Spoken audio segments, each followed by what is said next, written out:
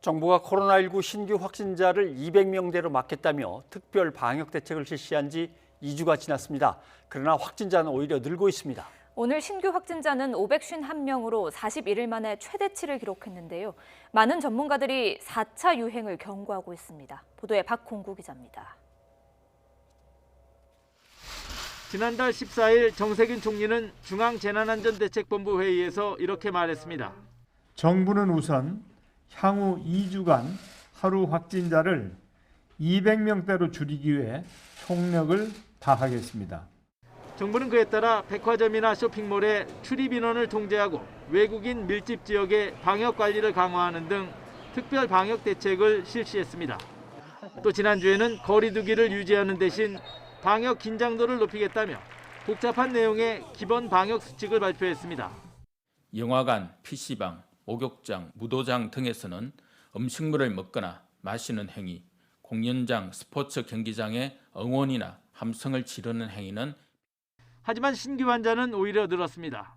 일평균 확진자는 2주 전 432명이었으나 지난주 439명, 이번 주는 474명입니다. 하루 확진자 551명은 지난 2월 19일 551명 이후 최대치입니다.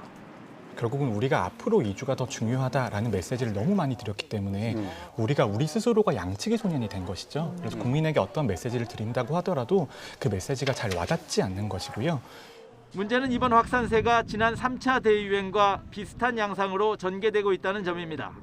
특별히 눈에 띄는 대규모 집단 감염도 없이 학교와 병원, 사업장 등 생활 곳곳에서 전파의 고리가 이어지고 있는 것입니다.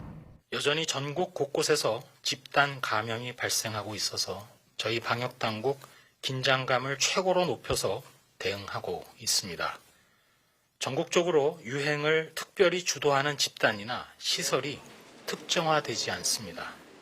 방역당국은 검사량을 늘려 무증상 환자를 찾고 변이 바이러스의 국내 유입을 차단하는 데 주력해 4차 유행을 막겠다는 방침입니다. 하지만 전문가들은 4차 유행을 기정사실화하며 거리두기 체계 개편 등 사전 대비를 주문했습니다.